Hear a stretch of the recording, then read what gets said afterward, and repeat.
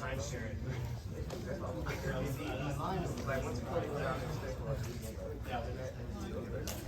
All right, guys. Let's bring it in. Quiet down for a second. All right. Good to see so many of you guys show up today. Really appreciate that. I wasn't sure, like with the holiday weekend and everything, who was going to be able to make it. Joel, can you see? You got your? Yeah. Can you double check? Just make sure we're good there. So, like I announced already, we're going to do other promotions soon, but this individual kind of deserves a stage by themselves because of the work that they put in, and we need to recognize certain individuals that kind of go above and beyond. Not that they're better, they're just doing more work than so many others. You know, the sacrifices and the investments that they make to do the things that they've been doing deserves a day for themselves. So this individual came a couple years ago, kind of off and on throughout the summer when he was on college break, and it's been a huge asset to the team. His attitude, his work ethic, no complaining, no whining whatsoever, no questions of why this, why that, why, you know, just like he came here for a specific reason. And when people tell me things, sometimes they don't really prove what they say, you know. But he has definitely done that. He has definitely leveled up all of our jiu-jitsu mentally, and then like technically through our jiu-jitsu, because of that mindset of like, I want to come in and win, and I want to go out on the competition scene and win and fight all the best guys. In order to do that, I need to fight all the best teammates. I need to find one of the best schools, and I need to grind, and I need to get after it. And that's what he does. And because of that, I'm better. The rest of you that get a chance to roll with him are better. We're just better because of that. That's what we're looking for here. It's not meant for everyone, because not everyone wants to bring that type of mindset or has that mindset. But when you have that mindset in everything that you do, everyone grows from it, because you have to level up. Either that or you get smashed, or you get someone takes your job, your position, makes more money than you. Like whatever it is, if you don't up your level to where your opponent is, you're going to get passed by. And a lot of people don't like competition, and a lot of people lose in life because of that. Luckily for us, we have the right mindset to connect and work with that. So today, I'd like to bring up Mr. Chase Sosa. Come on up here.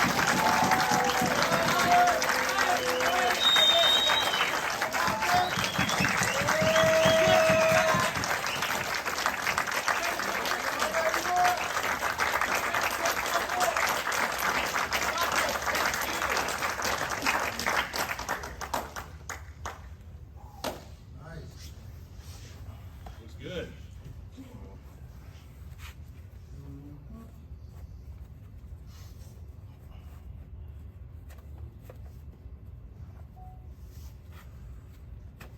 Baby.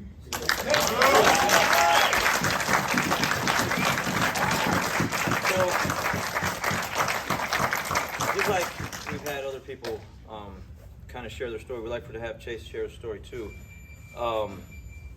Can someone kill that clock for me? Thank you. Because a lot of you know him, but you don't know his background and where he's been and the road he's taken to get to black belt. So, Mr. Chase, let's just start off with how long have you been training? Coming up on 7.5 years. Okay, 7.5 years. Okay, so normally that's kind of like short. Okay, back in the day it'd be like 10, 12, 14 years. But the days that we're at now with all the technology and all the resources and stuff like that, and the way and amount he trains and stuff like that, it's attainable to get it in 7.5 years, or maybe even less than that, depending on how much you put into it. So what got you into it? So started at 15. I just kind of didn't have anything to do really anymore. I was doing baseball and all the basic sports that everybody does growing up. And I took baseball all the way to like 8th grade and kind of didn't want to do it anymore. So looked for something to do. My dad and us always watched UFC and kind of like, played around with some boxing stuff. So just one day in ninth grade, I just looked up jiu-jitsu near me and saw it like on UFC and all that. That's how I knew the name. And I saw Gracie Bauer School locally, and I just went in there and signed up, and it was 7.5 years later, here I am. But I just want to start from that point and thank the guys that were on my roadmap. Professor Young was my first professor, and I'm not one of those guys that forget where I come from. I'm separate from them now, and I've gone different roads, but without Professor Young, without the roots that I got in the Gracie Bauer School in 2015, all those years, I just wouldn't be who I am today with my fundamentals and everything. So I appreciate them. And then after that, I moved on so I'm all the way through with him through high school. Then I moved to Texas State for college, and I went to a school there locally, 20 minutes away, and it was Professor DeLua, and I appreciate him and all those guys there. The shift there was enormous. When I went to that school, I remember the first week, there was 3 guys getting ready for a super fight that weekend, and like all these people going to do this local competition, and I had never been exposed to that level. Like we had a few guys compete, but I'd never seen competition, and I was just amazed. I wanted to dive right in and just really get into the competition. That's how I got started, and here I am now. And then I moved back, like you said, and kind of came here during the break, and I just remember coming in here, seeing this atmosphere, seeing my tiny gym that I was at, and all the hardworking guys, but I just said, wow, this is a dream facility. This is something I dreamt of. Like, I wish I could just be here and train, and every summer I'd leave, they'd be like, oh man, like I can't wait to get back to my other team because I love those guys. But I was like, man, this team over here is cool too. Like everybody's so nice, everybody's so helpful. Lots of high-ranking guys are my size, and the gym is just like super nice. And so yeah, it's a dream. Every day I step on the mats here. This is where I've always wanted to be. This is somewhere that I looked and I was like, I just wish I could be a part of this team. So I'm super blessed to be able to do that. What elements or what characteristics would you say was what you liked about it? It was competitive here. I remember coming here for the first time, and I thought none of my sweeps worked because I was like, these guys, like I sweep these guys and they just pop back up, like nothing worked. And I was like, oh man, I need to really level up my sweep. So I think just like that competitive drive, people here they're hardworking. The people that come in here, whether you're a hobbyist, whether you're looking to compete or not, everybody's in here. They're sweating, they're grinding, they're really, really trying to work at their goals, and that's just something you don't find everywhere. What about the point aspect? Were you pretty savvy with that or not? No, I didn't know very much points. I was really eager to learn, but I just really wasn't. I was really ignorant to the points. I didn't really know what was going on with it. So, but I was really eager to learn. So I was grateful that I get to work with Professor or Coach Alvarez and just work on dialing those points. And over the years, I've gotten so much better at that. I bring that up because the reason why we pop back up, because what happens if you stay down? How many points? 2 points. No one's going to give you easy points here. You know what I'm saying? So that's the mindset behind it. We're not going to just take a sweep, and that's what a lot of places do. They just flop around, go back and forth. They don't really get back up, and they allow things to happen to them. We're here, we fight, and we scrap for those points. So if you get those, you have to earn those. So that was what's happening. Like you get a sweep, and like you got to be able to learn how to hold it. And we get back up in the pass and recover the guard and like everything. It's just like nonstop. And that's what starts to separate. And I bring that up because also because like I wasn't, even though I had a really great coach coming up through the ranks from white to black belt, I really wasn't taught the points. I had to learn on my own. And that was a very, very long road, and it was very discouraging, and it was hard because I really wasn't given those kind of tools like that. So for my students that you train here, whether you want to be a hobbyist or a competitor, you have to know those things because it just makes you better.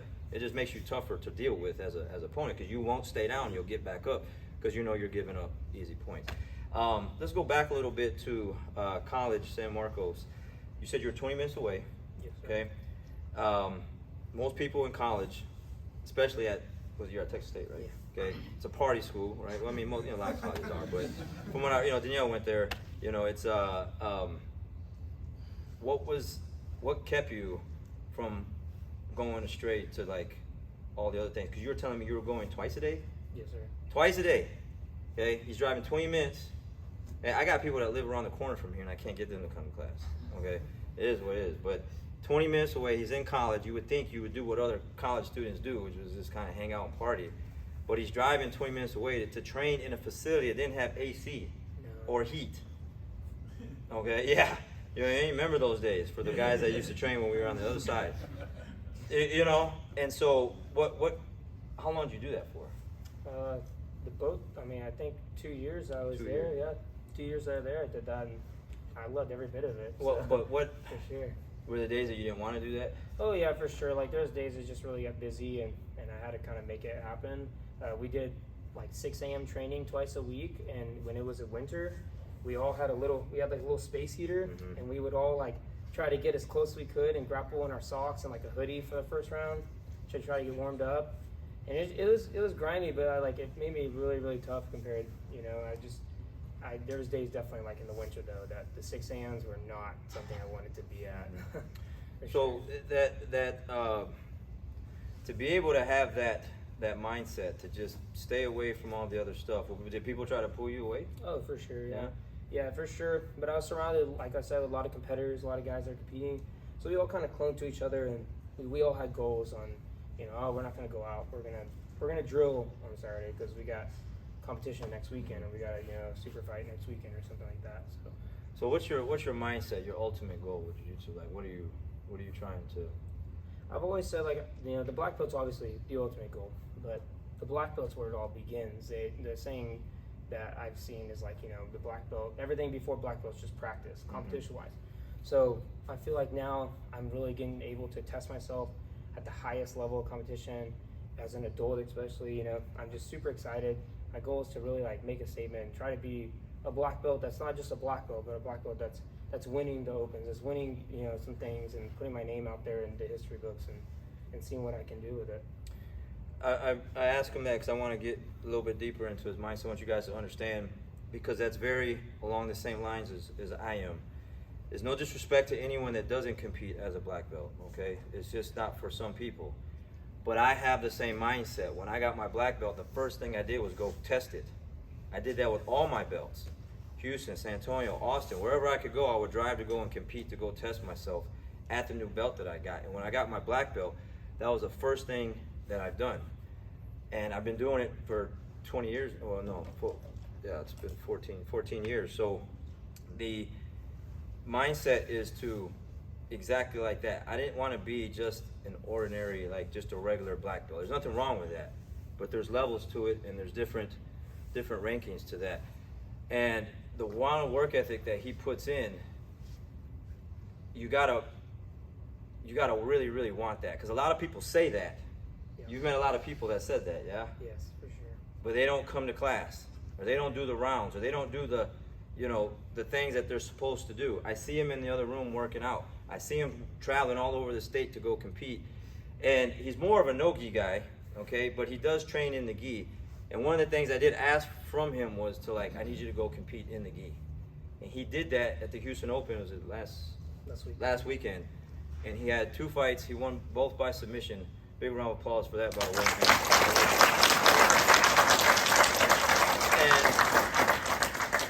And he proved that that's what he proved to me that's what he said he was going to do. And that's what he did.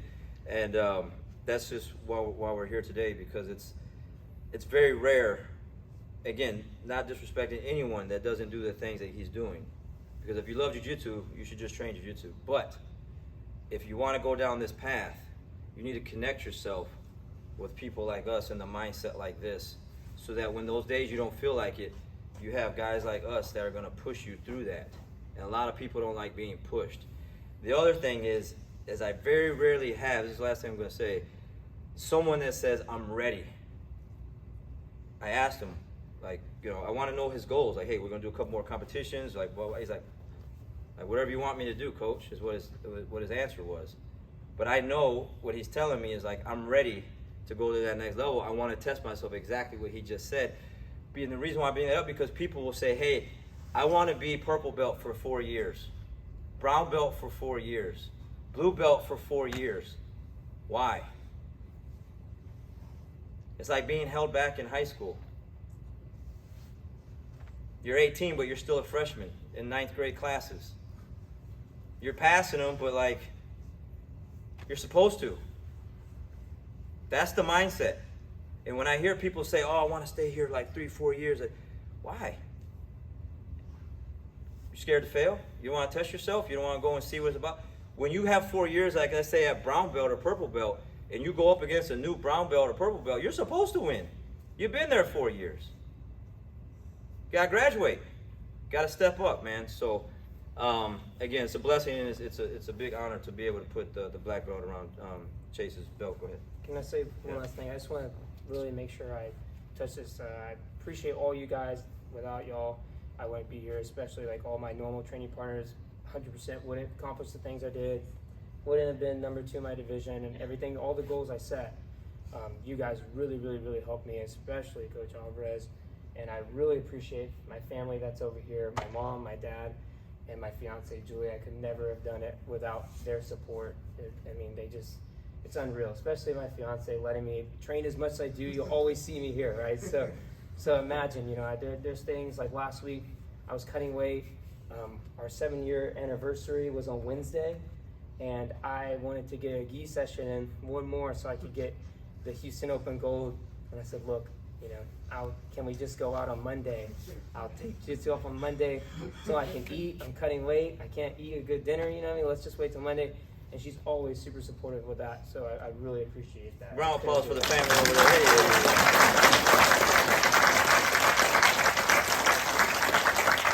Before we close it out, that's what we do. He messaged me on the no-gi days, hey coach, can you bring your gi? Yeah, sure. And a lot of you guys do that for each other in here. Hey coach, do you mind if I get some drilling in off to the side? Yeah, absolutely. I want you to win. Just do what we got to do to get you to that gold medal. When he won, the expression and the clapping and his arms go up in the air, like, I can feel that. I've been in that position before. It's a priceless feeling. It's a priceless feeling. It's a great feeling, right? Yeah, it's amazing. All right, guys. Big round of applause one more time. Again. All right. We're going to stand up, get the blood flowing back through our legs, and we're going to bow out, and then we're going to come this way and take a team picture. Help my man Joel out there. Everyone 30 and up is having trouble getting on. All right, guys, let's bow, please. All right, let's switch places. We're going to do this team picture with Chase and then